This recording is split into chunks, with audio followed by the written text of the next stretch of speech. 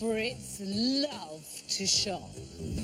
And in a country with a whopping retail habit of almost £7 billion a week, the number of new products hitting our shelves has never been larger. I've been in the retail industry for more than 20 years and I have never seen it change so fast. So I want to know what we are spending our hard-earned money on and why. To find out what Britain buys, I'm going to meet the retailers. These are holding you in. Yeah. This is like a sausage skin. The trendsetters. It's so captivating. The celebrity endorsers. Fashion has always been about expression. No better way than with a slogan t-shirt. And of course you, the great British buying public. I would put snail slime on my face. Yeah. So, if you want to know who's at the forefront of the latest fashion, Great. I can wear trainers and be glamorous. What products are making a comeback? Sound quality, it's more original, more like a live performance. And why we are spending more on our pets than ever before. Stay tuned, because I'm going to tell you what these purchases and more say about us and how we're living in Britain today.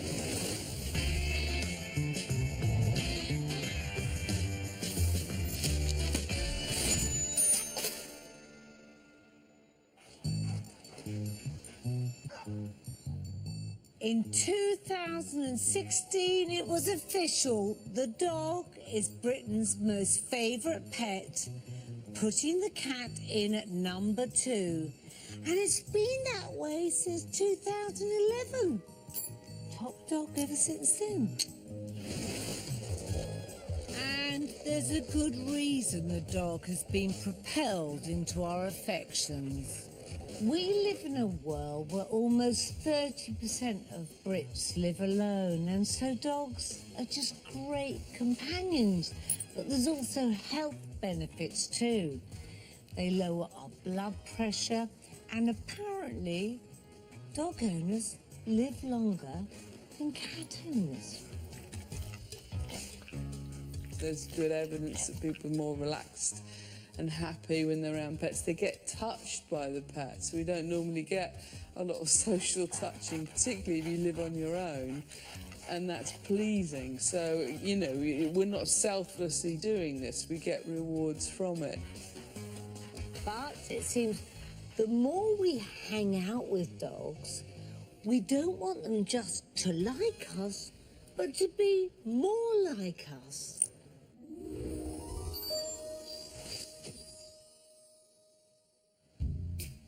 While not all dogs are prepared to cooperate, Benton! Oh, Jesus Christ! Benton! most are very happy not to go hunting for food, but let us provide it for them. Dog food has come on a rather long way. This is just dog food. From down there all the way along here. It's like our own human food, isn't it? It's exploded, and our understanding of what we get from it is so much greater. When I was a kid and my dogs, we just had tins of meat cheaper from the supermarket. There are many different types of food, from wet to dry to high meat to dehydrated to raw. So the more benefit the dog is able to extract from the food, the better quality, if you like, the dog's well-being and health. Just like in our supermarkets, pet shops are stocking their shelves with healthy alternatives, and us dog owners are buying this premium dog food in bowlfuls. premium pet food had grown from a value of about £550 million in 2011 to about £710 million in 2016. And that's all being driven by our growing interest in our pets' health and well-being. Hello. What are you doing in here? What's his name? Oh, yeah, his name's Aldo. Aldo, you're adorable. How much you spend on him? £70 a month? £70 a month. Yeah. Aldo. At least. At least. So probably £100 a month. And of course, once they're fed well, we want to make them happy mini humans. So all in all, we spend around £5 billion on everything from treats to toys. At John Lewis, we only introduced pet items in 2013, but we've seen very steady sales since then. The favourite items are the luxury products, such as the Barber dog bed, the Barber dog collar, but the perennial favourite is still the squeaky toy. But even I, as a dog lover, am taken aback by some of the doggy trends on the high street. Oh, my giddy aunt. Now stop. Now stop. I've just seen...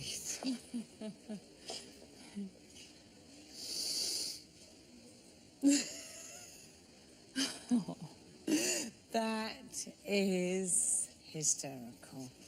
And then, you know, if you don't want to go that far, you can actually have a weeny bit of a nod to fashion in a harness. Dog owners are now spending more than ever before on doggy fashion. And they're not just for the little dogs. They come in all shapes and sizes. It's extraordinary. What you've done, I now realise, is that you've zoned the dog, I can call it fashion more than accessories, so that you think, well, I'm more the country set, or I'm more the sporty out climbing the mountain. This is more for the ones who just like dressing their dogs up like humans. Around 10.8 million families live without dependent children in the UK. And for many, the dog is the ideal companion to share their lives and their lifestyles. The dog is the child that doesn't grow up, isn't it? So actually it is sometimes a baby. Part of human evolution has made us into really good caregivers because our babies are born really helpless. And I think one of the things you quite often see with people's relationship with their pets is that they are treating them like infants and they're caring for them as they would their children because that's what we're really good at. Walking around here, I realise that our dogs really are a reflection on how we live our lives and I guess how we want them to live their lives. And if you're one of the many Brits who'd like a dog but their lives don't allow it, help is at hand. Borrow My Doggy is a dating site for man and pooch where you borrow somebody else's dog. And they have over 300,000 members from the tip of Scotland to right down in Cornwall, giving all the benefits of dog ownership to people who don't have the time for a full-time dog, or increasingly in today's housing market, the space. And space is one of the biggest challenges for living in modern Britain. Smaller homes mean we want less furniture, and this has led to a decline in demand for that sitting room classic, the three-piece suite. In the 1980s, the three-piece suite wasn't just king, it was king-sized. Big, bold and everywhere. But in 2016, suite sales are down. Three-piece suites make me think of 40 to 50-year-old couples who've been down to the local DFS to get a matching floral set. The term three-piece suite, I think, is quite an old-fashioned term.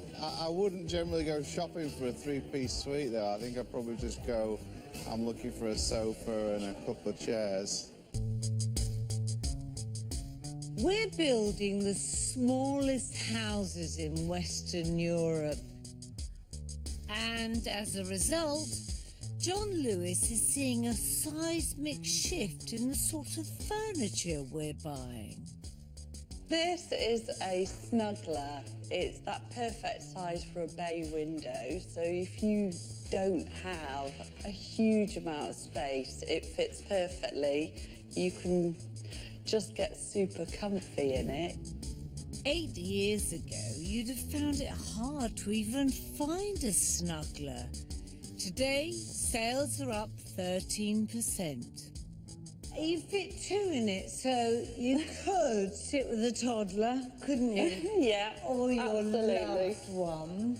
Yeah. And I can kind of understand that. I can really, and with space being at a premium. It could be your second sofa, but it could be your only one. I mean, if we think about 1 in 4 households are now single occupancy. And if you are on your own in a house, you're not going to have a three-piece suite, are you? No, exactly. But it's not just the size of our furniture that's changing. That three-piece suite idea of sofa and matching armchairs, it's over. There's a real mix and match. It's not all this coordination, is it? Yeah, absolutely. I think you could definitely say people aren't buying furniture, sofas that work perfectly together. Right. They're wanting to buy a mix. It might be more classic, mixed with contemporary, more mid-century, mixed with something simpler, and it just creates more of a homely feel and expresses their character, I would say. I think we're moving away from the matchy-matchy look, from the look that everything is the same, it was all put in at the same time, to something a little bit more personal, something a little bit more eclectic, something that looks as though we have crafted it ourselves. So now we're buying personalised, smaller, complementing furniture. And it's all down to the size of our homes. If you look at the Royal Institute of British Architects reports, you can see the stats on the sizes and scales of buildings, and they are coming down in scale. So new flats having to fit in our really dense cities, they're just having to pack more people in. And of course, it's different up and down the country. You might be a homeowner with a huge amount of space and that means nothing to you. But I think there is this trend of smaller spaces, and as good retailers, we have to respond to that. With space at such a premium, it's no surprise that some of us are turning to our outside space to increase our living areas. Wix has reported that sales of sheds have risen 12-fold in the last 3 years. The shed isn't just a place for granddads to puff on their pipes or dads to leave rusty garden spades. Increasingly, sheds are becoming a space for her indoors to head outdoors. Move over, man caves. You no longer have the monopoly when it comes to a shed at the bottom of the garden.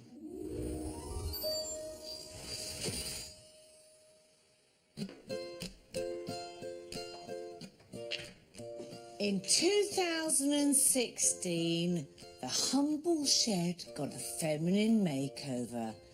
Sales of she sheds went up by 50%. And the thing is, when a woman makes over a shed, they don't just dump the old tools in there and a crate of beer. We create somewhere where we want to be. Somewhere where we just want to escape. Right? She sheds are almost the antithesis of flashing the cash. The whole point is that it's about achievable design and about something that you can do in your garden within your budget. Oh, it's lovely. It's lovely. Interior stylist Twig Hutchison spent £20,000 buying and beautifying her shed, which serves both as a workspace and a personal oasis. This is very different from a man shed. I tried to make it as kind of home-like as possible. So I wanted it to be like a room as opposed to a sort of shed with spiders in. So obviously it's pretty high spec. It's got a herringbone floor and underfloor heating. It's got double glazing because, you know, you want to be nice and cosy when you're working. Twig, like 4.2 million other Britons, works from home, with over a third of those being women. For this workforce, the shed is the perfect solution for a space-challenged home. You can have a workspace inside the house, but for me as someone with children, Yes. they're going to come and do all their stuff at my desk. Yes. We don't have a house big enough where I've got my own office. It's quite rare, I think, in city living now, unless you've got a lot of money to have a room purely as an office. Well, the interesting thing is actually just how far and wide sheds are appealing to people. We've had amazing little beach huts on the south coast. We've had really cool urban workspaces in the big cities. And it's nothing to do with one particular geographical area. It's really widespread. Come inside. Susie Bramall has been using and working in her shed in Yorkshire for 3 years. My she shed is for me. In it, I wanted to put as many old things that I find as possible, and it's all done on a shoestring. Everything's either free or very cheap. So I come out here to just like lose myself in my work. I could spend hours in here, really, just drawing and painting. At a time when women are almost twice as likely as men to be diagnosed with anxiety disorders, the she shed also offers a release from the stresses of modern life. Do you use it because there are times where you just think, I need peace? Yeah, absolutely. That's the main thing. And really, I think there's something about this walk from the house that just the fact it's just a few steps, but it just that makes you kind of switch off and think this is a special place for me. I can be quiet, it's uninterrupted. You can see any kind of intruders coming. So if there's children running towards me, then I've got a bit of warning. But it just, you know, it's a kind of peaceful place where I can have some headspace away from everybody. Now, obviously, a man shed can also be a sanctuary and a place to work. But there's one big difference between the man cave and the she shed, which the astute amongst you may have already spotted. They're absolutely gorgeous. It's beautiful, lovely, warm, relaxed. I love the fact that it is quite different from the man shed. You know, there's the little day bed that you've got. Oh, yeah, I think she sheds, they're just much nicer versions of your classic man cave, but no tools. I don't have tools and practical things in here. This is the husband's half of the shed. It's completely different to my side. He doesn't dust it and clean it like I do my side.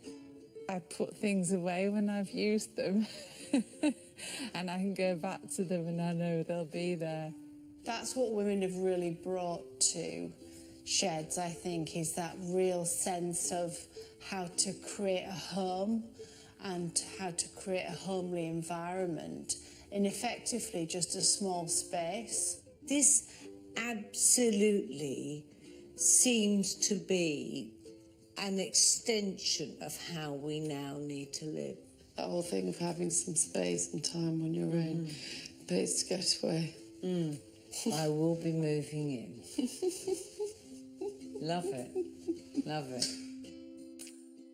Which 2-year-old was recently given her own she shed, reported to be worth £10,000? Find out after the break.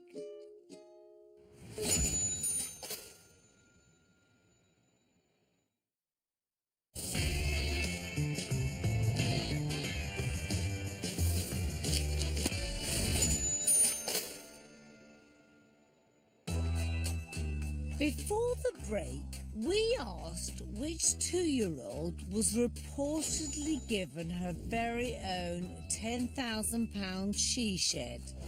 The answer, Tamara Eccleston's daughter Sophia, whose palatial playhouse is modelled on the family's £70 million home.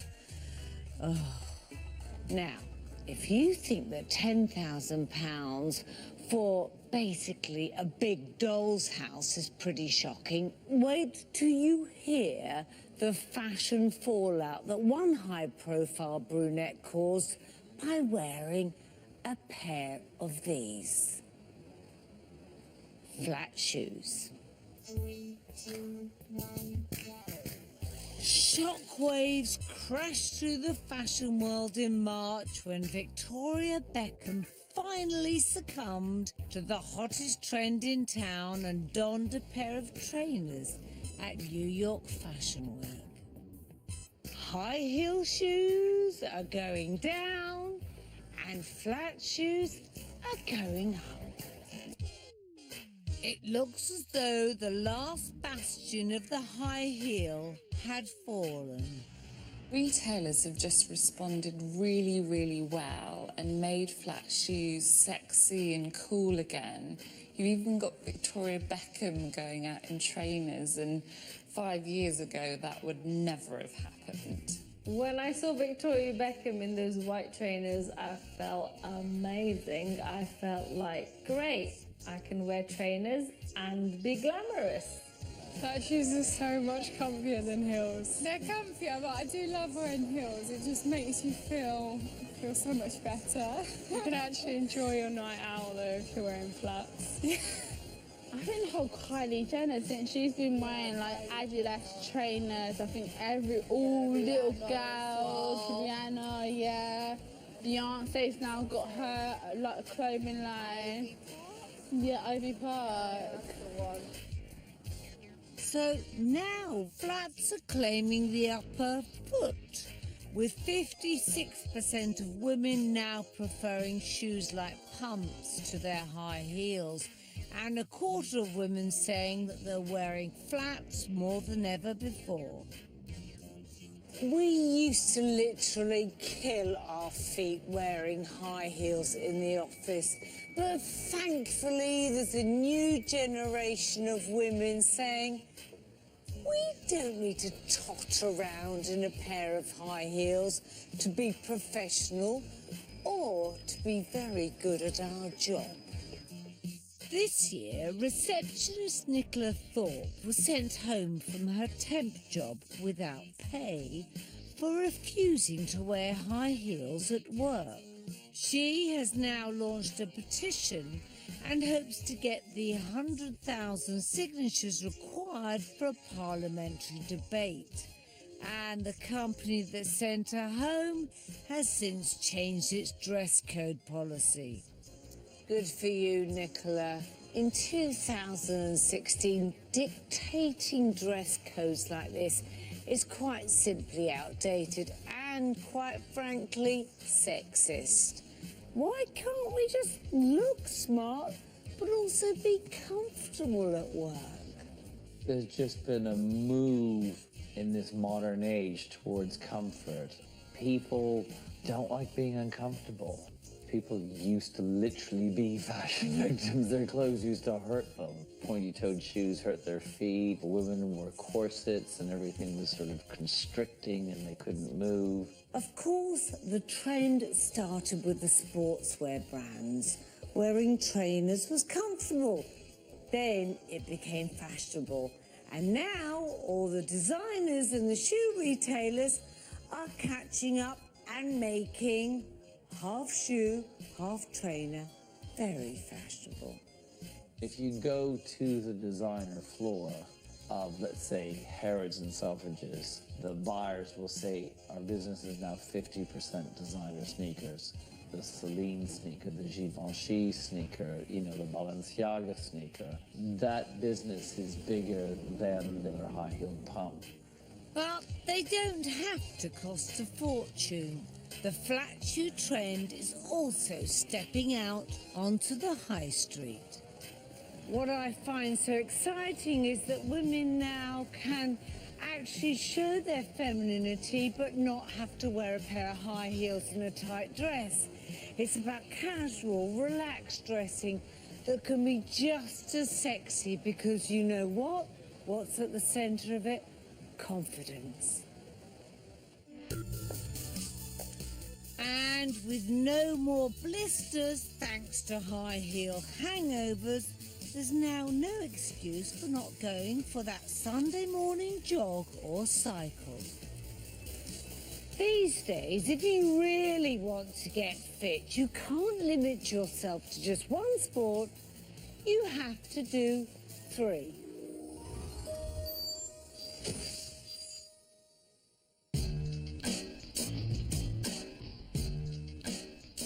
Fitness and well-being have been a national obsession since the 1980s. But where aerobics and jogging fads were all right for the shoulder pad generation, for modern-day keep fitters, the stakes have got higher. It's all about pushing yourself to the limit. From marathon running, extreme obstacle courses, and that modern-day bucket list essential, the triathlon. 3 races in one. A 1,500-metre swim, a 40k bike ride, and a 10k run. 2016 will be the biggest year so far. We've got 6 races this year. We'll have over 12,500 athletes taking part. Triathlon's popularity is obviously helped by Olympic gold medals from the Brownlee brothers, and being able to establish it as a major sport. And from a niche Olympic event, more Brits are now competing in triathlons than ever before, with 100,000 participants each year taking part in events across the UK, from London to Liverpool, from Leeds to Glasgow. But with 3 sports in one, you've got 3 times the amount of equipment to buy.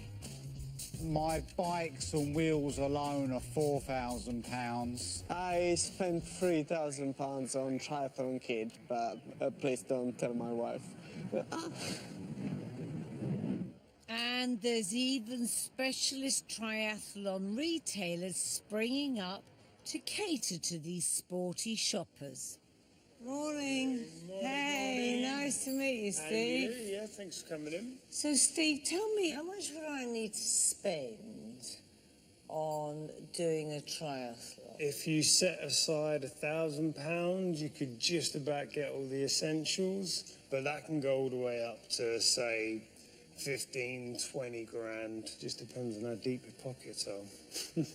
Oh my gosh, that's a lot of money. Yeah. What do I need?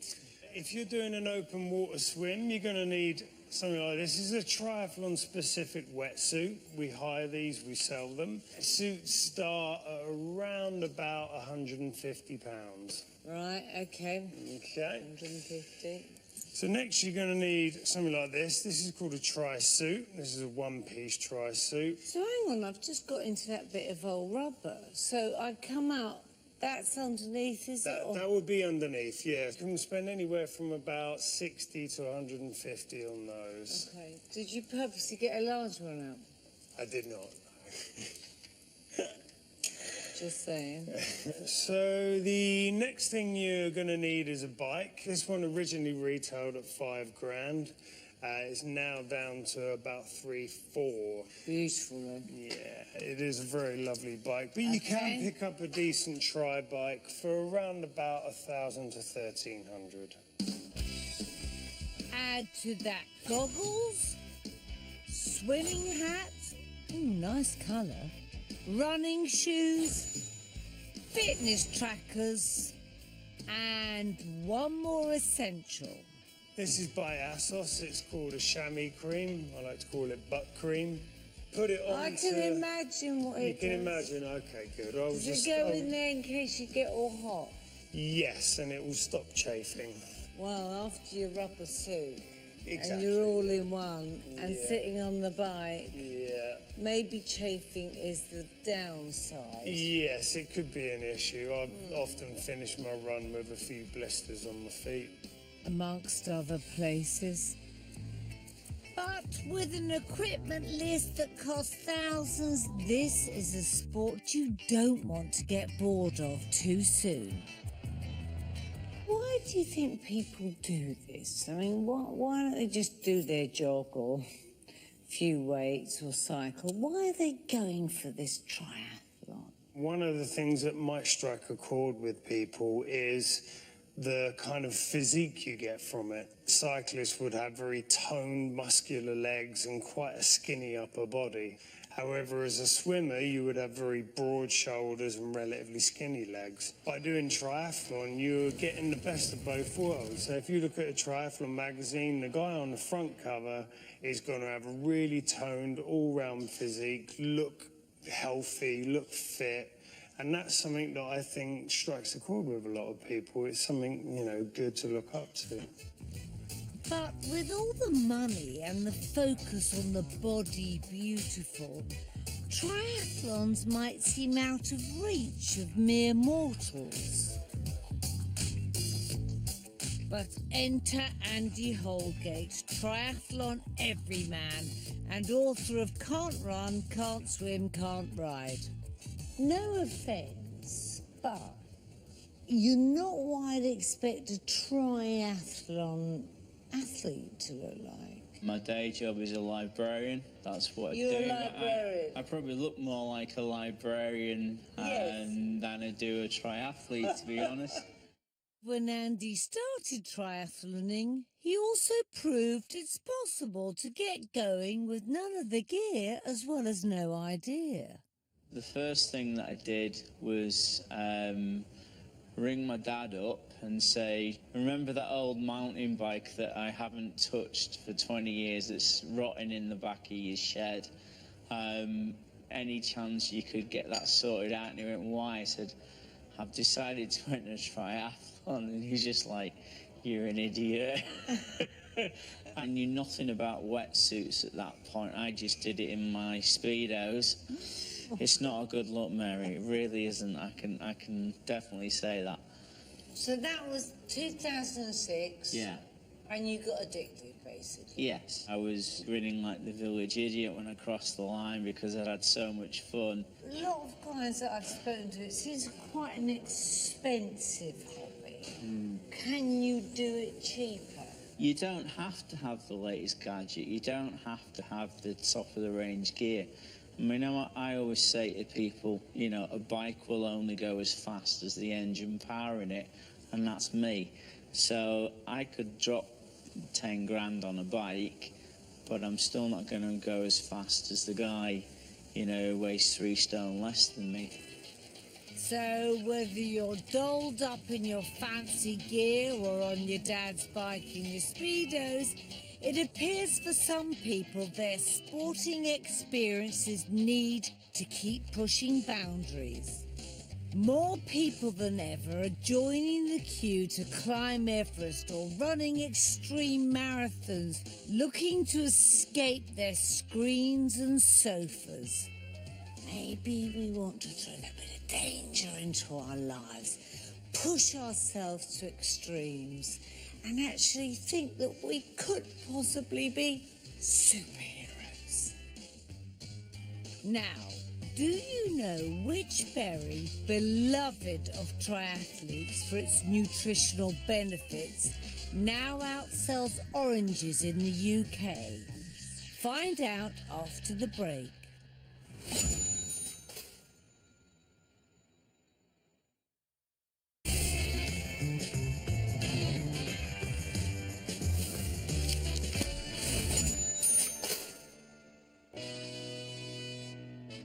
Before the break, we asked you which berry now outsells oranges in the UK.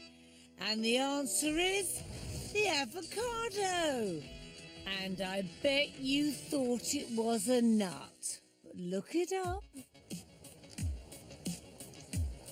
Walk down any high street today and you may be forgiven for thinking we've gone back to the 80s. Yes, there's the sound of yesteryear, then there's the fashion. And nothing more 80s than the return of the slogan T-shirt.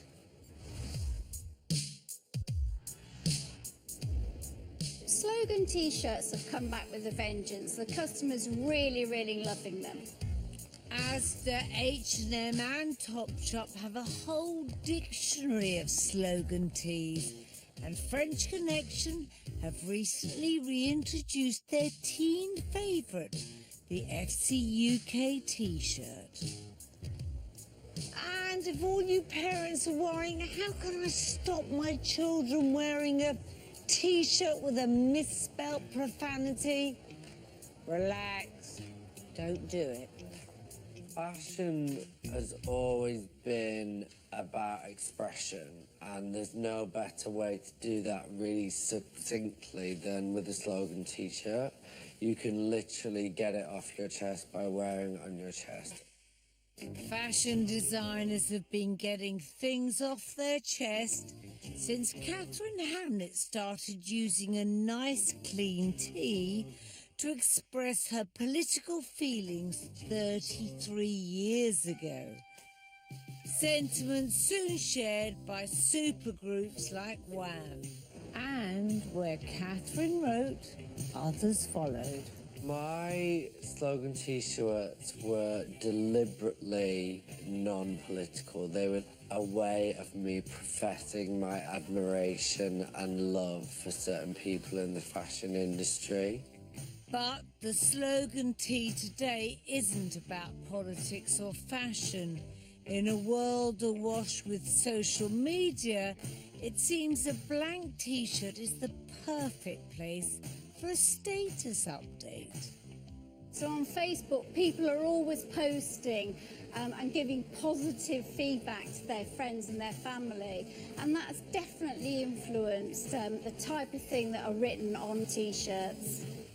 But this year, the slogan tee has even gone beyond the banal bonamies to, well, I guess just the banal. The tee has gone corporate. The hottest tee of the moment comes courtesy of a delivery company. The DHL T-shirt might look like to some of you that it was bought from a market for a few quid, but it wasn't. It's by a Parisian fashion label, Vetements, and they go for around about 185 quid. But you better be quick if you want one, because they're practically selling out. Designers at the moment are really having fun with the ironicness of big brands. Something as banal or as inane as a DHL t-shirt, as long as it's got a Vetements label in the back of it, it shows, you know, how desirable that can be as long as it's associated to the right brand.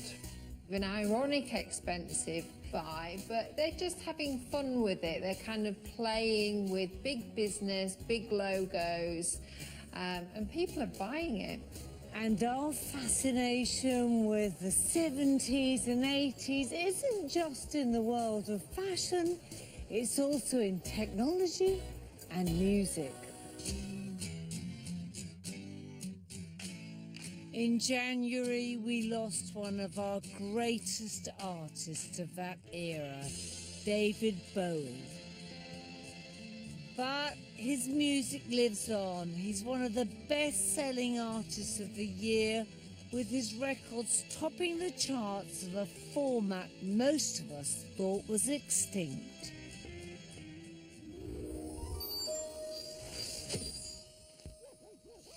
Put the needle on the record when the drum beats go like this.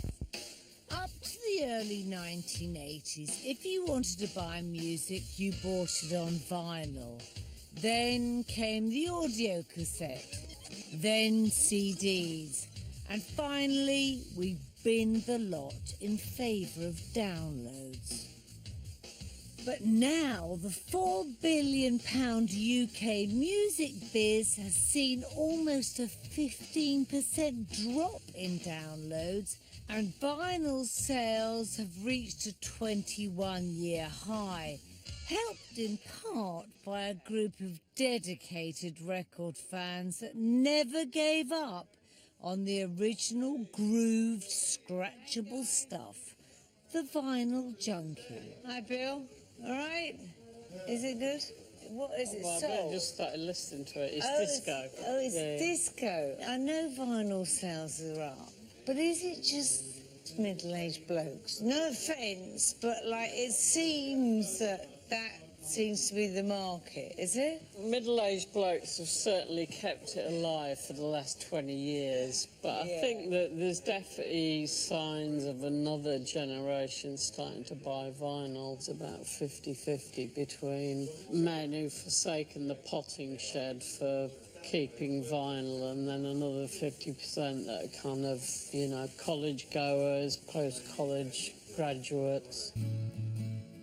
The resurgence actually began in 2008 when bands like The Killers, Arctic Monkeys and the White Stripes released their music on vinyl, rekindling enthusiasm from those who might have forgotten its silky properties, prompting interest from a new generation. The sound quality sounds more original, more like a live performance than it would like a perfect CD. I'm going to buy Bob Marley today because it's a classic and everyone loves Bob Marley. I like the fact that there's beautiful artwork on a vinyl, and with the download you don't have that. It's nicer to have something you can kind of see, to have a visual, I guess. And with 2015 seeing the biggest vinyl sales since the 90s, this year is set to be even better, with sales forecasts of 3.5 million copies, thanks partly to the return of vinyl to the supermarkets. Sainsbury's and Tesco's are selling vinyl. How does that bode with you? I think it's good for vinyl sales. It's good for the profile of vinyl. The first album I ever bought was from a supermarket. I bought a T-Rex album. Woolworths was my place where I bought my first single. There you go. I mean, you know, those kind of places are where the first steps you take towards buying music. Why do you think it is now, though, that we're loving this? Why is there this peak now with vinyl sales? I think it's partly as a product of the kind of digital age. We've had so much stuff that doesn't exist in any tangible form. You look at that and you think, that is a beautiful piece. Not just music, it's art as well. I love walking into a house and seeing shelves full of books and records and things like that. To me, they're kind of part of the heart and soul of who the person in that house is. And you can't get that from just picking up an iPod. So, with the baby boomers and the 15 to 35-year-old millennials on board, maybe vinyl is here to stay. And vinyl isn't the only revival success story of the 70s and 80s. If you bought or thought about buying a pussy bow blouse, polo neck, pleated skirt or brogue, whether you know it or not, you've been gooched. This year, it seems as if one iconic fashion brand rose above all the others to reign supreme. Gucci. Creative director Alessandro Michel's collection of clashing colours and eclectic styles blew the fashion world away. When I saw the collection, I just thought, wow. And he wasn't alone. Some of the world's biggest stars like Beyonce and Rita Ora have been seen in the brand's latest collections. Exactly what the brand needed after years of falling profits. Sales are already up 3% this year. And I couldn't resist either. Gucci went from, I'm not going to say hooker clothes, but not far off. And their giant was definitely someone, nouveau riche, who wanted to show their money. Everything was branded. Everything had a Studio 54 disco feeling.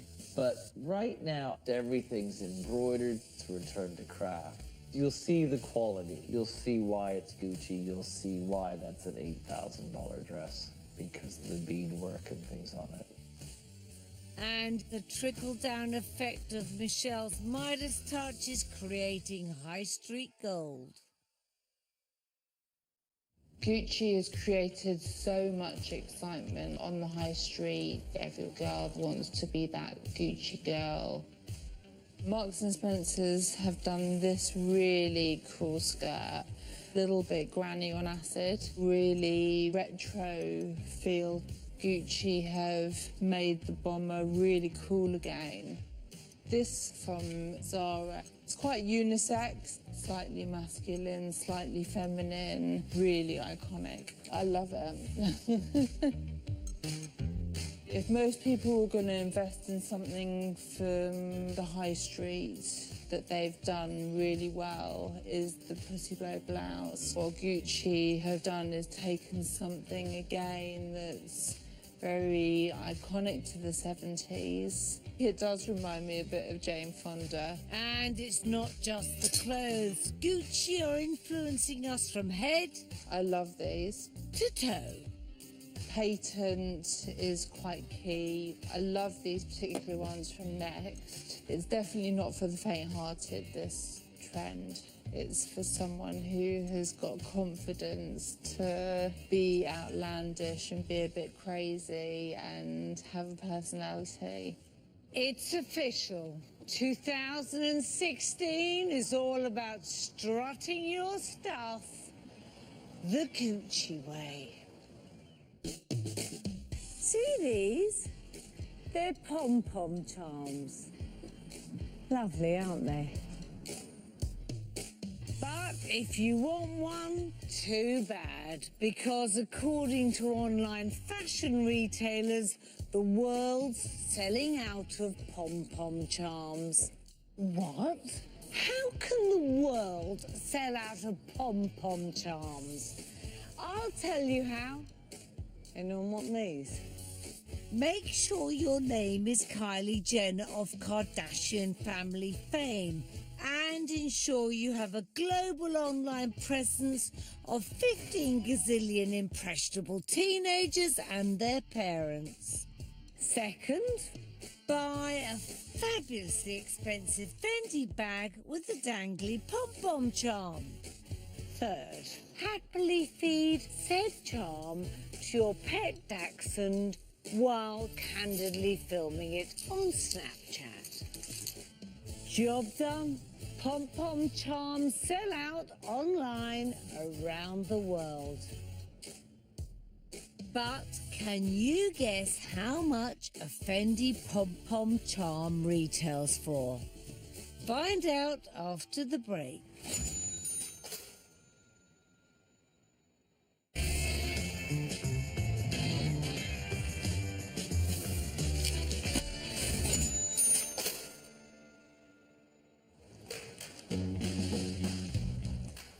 Before the break, we asked how much a Fendi pom-pom charm sells for. In the UK, they start from around £250. Whatever your thoughts are about Brexit, there's no denying that immigration has changed the nation's palate forever. Back in the 1960s, pasta was a suspicious foreign delicacy. Olive oil was kept in the medicine cabinet, and garlic was for warding off vampires. These days, many of the dishes prepared in British households are in some ways derived from international culinary traditions, with supermarkets stocking around 3,000 different authentic ethnic food products. Jonathan Moore has been Executive Development Chef at Waitrose for 4 years. It's his job to identify international food trends and bring them to our supermarket shelves. So were there any trends that Waitrose have kick-started? I think hummus springs to mind for me because in the 80s we were the first supermarket to bring that to the British populace, if you like. And then it morphs and grows. It's true, it's a bit like butter in your fridge, or oil. If you don't see your hummus, you think, where's the hummus? Over 41% of us now have a pot of hummus in the fridge, making us the hummus capital of Europe. And it's not just hummus. We are more enthusiastic about international food than ever before. Last year, the market for ethnic ingredients was up by 10.5%. I think within the UK, you can go around and you can eat everything from Colombian food to Mexican food to Greek food to, yes, obviously Italian and Chinese and regional Indian, and you can eat your way around the world. But and that again must, reflect our cultural mix in this country. That's part of, who we are, isn't it? That this extraordinary cultural melting pot. But it's not just big supermarkets feeding our appetite for international cuisine. Take a walk through any major city, from London to Leeds, Cardiff to Glasgow, and you'll find street food stalls selling a mix of food from tacos to sushi, pizza to Korean noodles. Britain is in the middle of a street food revolution.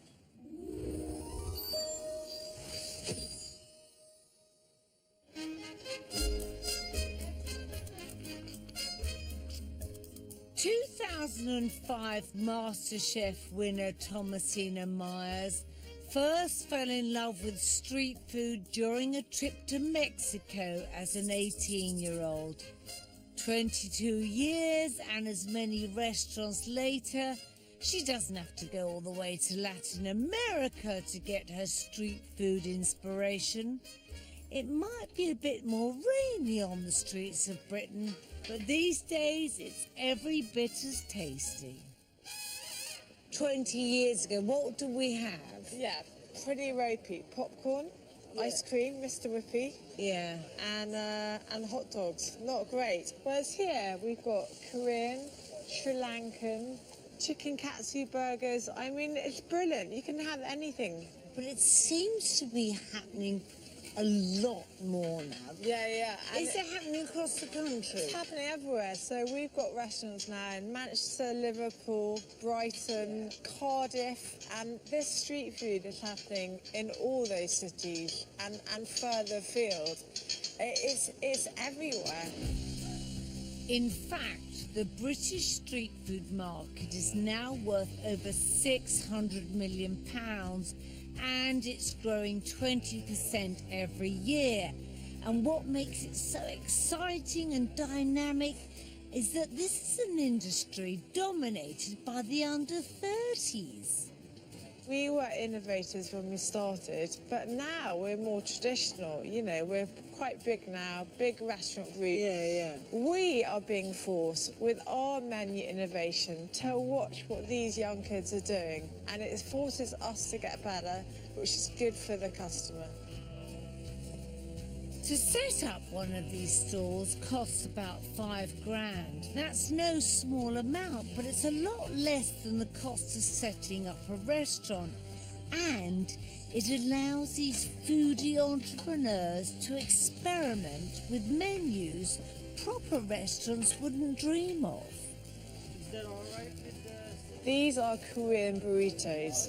So we've got sour cream, Mexican, and we've got rice, cheese, sour cream, and then we've got this amazing like kimchi fried rice. It's a total melting pot. Mainstream restaurants, people will go and sit there for 2, 3, 4 hours, having food and drinks and chats at the same time. That's why they've evolved, because people haven't got time to sit for 4 or 5 hours unless they're going out for a proper family meal. It's nice to be served outside for once instead of sitting down the traditional way and eating. Yeah. How long have you been doing this down here? Done it for about 3 years as a business. How did you get the idea? Where did you go to?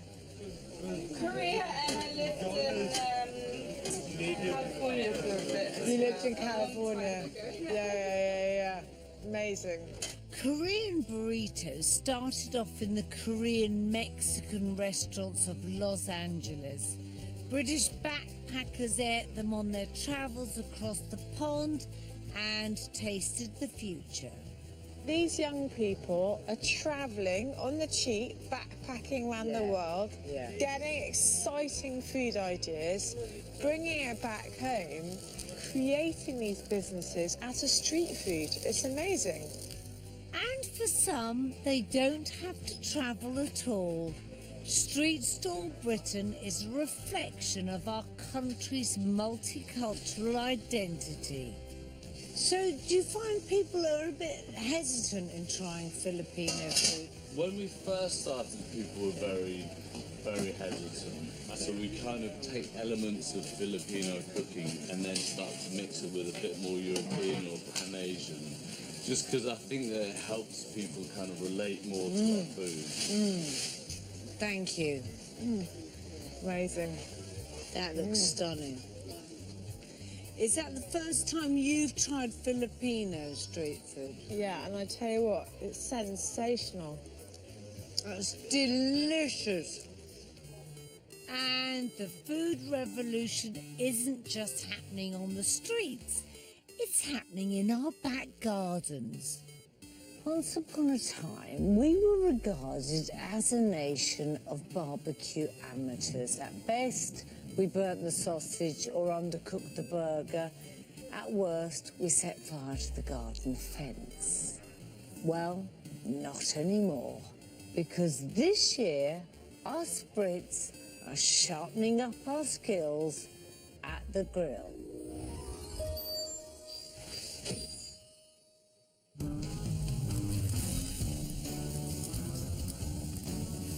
Britain loves a barbecue.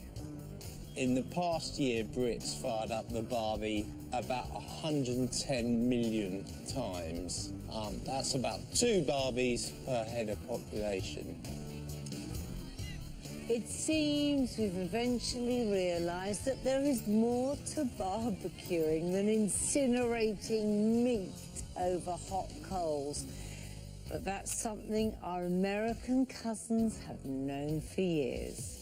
One trend that's really changing the way Britain barbecues is the whole US low and slow movement.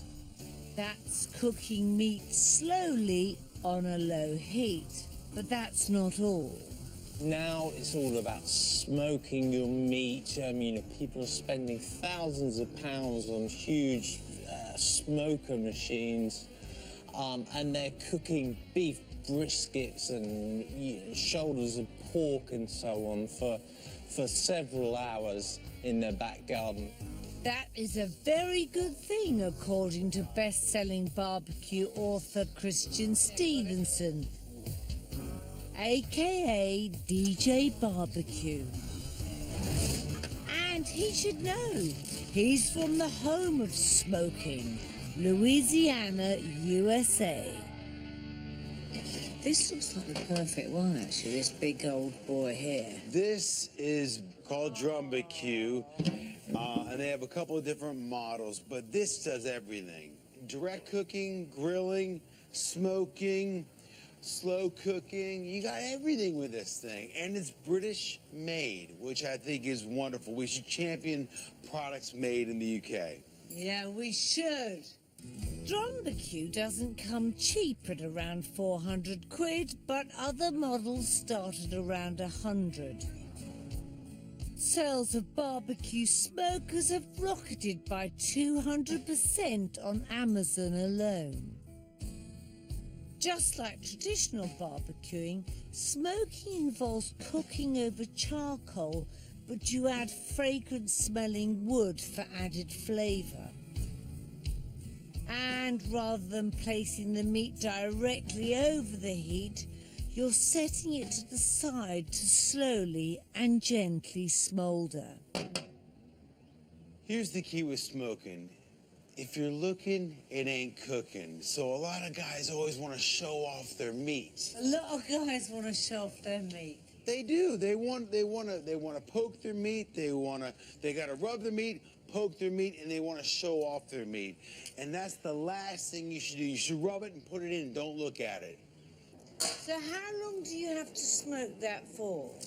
With chicken, I go about an hour and 45 minutes. Really slow and low, and I use fruit woods like cherry wood and apple woods, maybe some orange.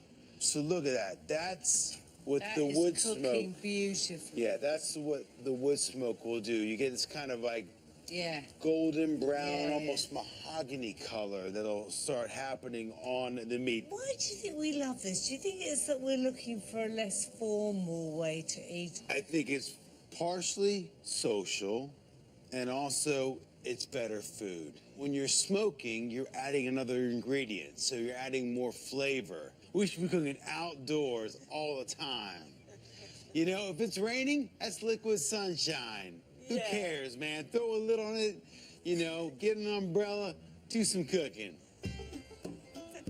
You just have to look at trends in home improvements and so on to realise that people's gardens are actually becoming a room in their own right in people's homes. And people are spending more and more time outside, and they're enjoying cooking outside a lot more as well. And the slow and low movement has also spread to the high street. Barbecue restaurants are a common sight in British cities. There's a real trend for Americana in general in popular culture at the moment. From American barbecue chains popping up all over the place. And we can see that reflected in the aisles of the supermarkets. Products such as Reds and Guy Fieri's and Jack Daniel's Glaze are winning growing space in the supermarkets. Okay, I put a bit of a spicy rub on these. Nice. You okay with some heat? Yeah, I'm all right with some heat. Looking good. That is unreal. Not good. Hot. Do you think this is here to stay? I mean, do you think this is a trend, or we're going to see a lot more of this? Barbecue, grilling, outdoor cooking is here to stay. It's not a trend. There's so many restaurants that, proliferated over the past, 10 years. Before you'd be lucky to find one. Outdoor cooking, grilling, cooking, slow and low. Divine. I'll eat to that. Yeah, me too. You got some food on your nose. You saving that for later? Yep. Next time, I'll be looking how the latest trends have influenced the clothes we wear. This gorgeous sweetheart shape on the bottom. The mobile phones we buy. No way! I would pay that! And the gifts we give. On somebody's wedding day, that some of their friends and family can walk up to their table and say, "That's Mary on a table." Oh, blimey.